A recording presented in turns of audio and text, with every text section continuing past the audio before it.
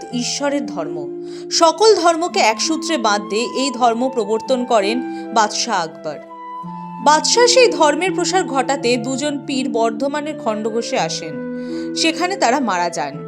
সেই দুই পীরের সমাধি ঘিরে গড়ে ওঠে এই ঐতিহাসিক মাজার, যার নাম নিয়াবল্লভ মাজার। সংস্কারের অভাবে এখন এই মাজারও ভগ্নপ্রায়।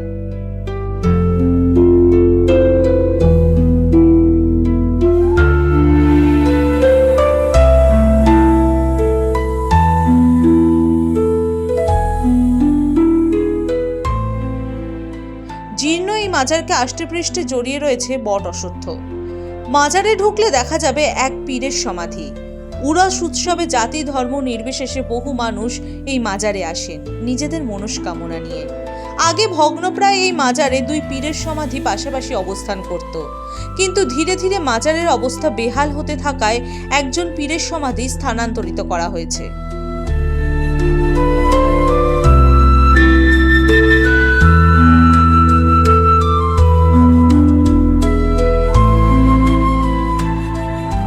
এখন স্থানীয়রা চাইছেন মাজার সংস্কার হোক।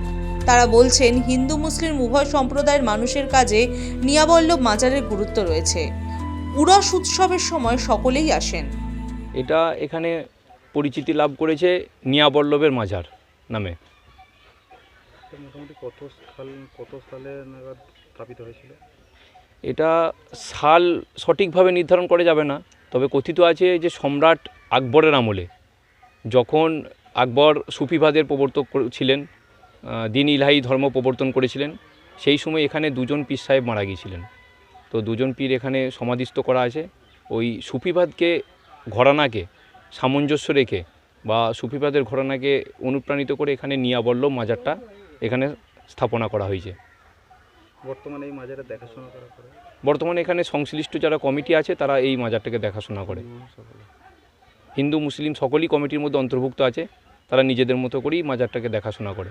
অবশ্যই আসে মানুষজন, মানুষের ভক্তি শ্রদ্ধার অর্ঘ্য তারা নিবেদন করে, কারণ এটা সকলেই সর্বস্তরের মানুষ, এটার গ্রহণযোগ্যতা অনেক আগে থাকতেই আছে। আমরাও এখানে যখন স্কুল এর পাশেই খণ্ডঘোষ হাই স্কুল আছে, আমরাও সকলে যখন খণ্ডঘোষ হাই স্কুল এই পাশে রাস্তা দিয়ে গেছি পড়তে, তখন থেকেই একে সকলেই সম্মান করেছি। এখনও পর্যন্ত খণ্ডঘোষবাসী হিসাবে সকল স্তরের, সকল বর্ণের, সকল জাতির, সকল ধর্মের মানুষ একে শ্রদ্ধার সঙ্গেই দেখে। এটা দাবি দেওয়া আছে বলতে ধরুন, খণ্ডঘোষের বিভিন্ন প্রাচীন জনপদ হিসাবে খণ্ডঘোষ পরিচিতি লাভ করেছে, কারণ ব্রিটিশ পূর্ববর্তী সময় থেকেই খণ্ডঘোষ তার বিস্তার লাভ করেছে।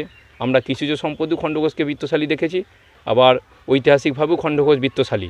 সেই পরিপ্রেক্ষিতে খণ্ডঘোষের বিভিন্ন এরকম জীর্ণ অবস্থায় মাজার হোক, মন্দির হোক, মসজিদ হোক, সেগুলো পড়ে আছে। আমরা তার সংস্কারের দাবি আমরা আপনাদের মাধ্যমে প্রপার চ্যানেলকে জানাচ্ছি।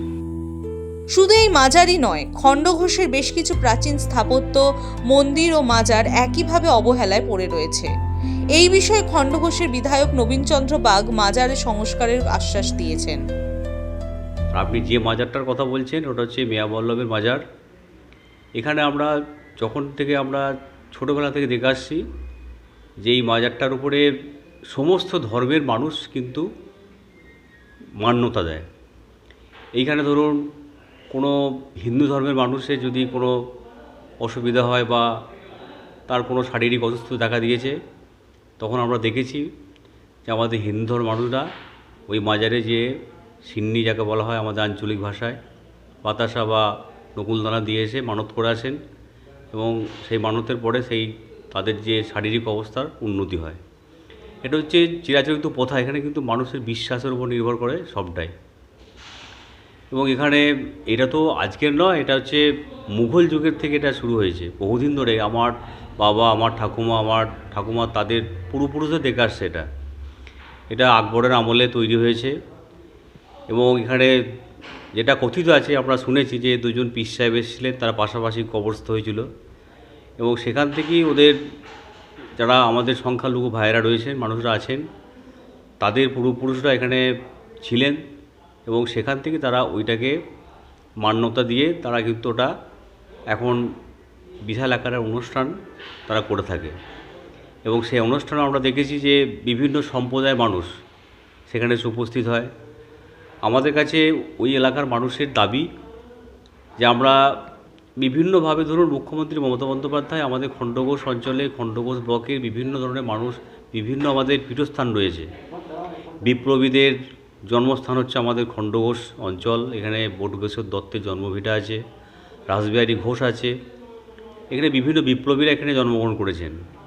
মুখ্যমন্ত্রী মমতা বন্দ্যোপাধ্যায় বিভিন্ন বিপ্লবী এবং আমাদের যেগুলো কবিরা জন্মেছিলেন সেগুলোকে, তাদের জন্মভিটাগুলোকে তিনি সব চেষ্টা করছেন হেরিটেজ করা, পর্যটন ক্ষেত্র তৈরি করার জন্যে।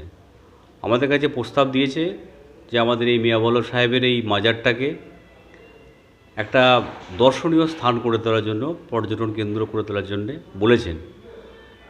সেখানে আমরা নির্দিষ্ট জায়গায় আমাদের যিনি মন্ত্রী আছেন, আমরা 1 বছর আগে আমরা কিন্তু এটা উত্থাপন করেছি।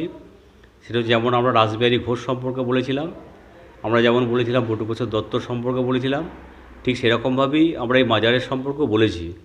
একে একে হচ্ছে, যেমন বটুকেশ্বর দত্তর হয়েছে। আমাদের এখানে রাসবিহারী ঘোষের প্রায় 1 কোটি টাকা ধার্য হয়েছিল, কিন্তু দুর্ভাগ্যের বিষয় ওনার নামে কোনো দলিল পাওয়া যায়নি বলে এখনও পর্যন্ত সেটা কিন্তু আমরা কাজে পরিণত করতে পারিনি। আমরা চেষ্টা করছি যে সমস্ত দর্শনীয় স্থানগুলো আছে, মুখ্যমন্ত্রী মমতা বন্দ্যোপাধ্যায়ের যে আমাদের পর্যটন দপ্তর রয়েছে সেই দপ্তরের মধ্য দিয়ে আমরা সেগুলোকে আবার পুনর্জীবিত করে মানুষের কাছে দর্শনীয় স্থান করে দিল। পূর্ব বর্ধমান থেকে চন্দন ঘোষের রিপোর্ট, দ্য ওয়াল।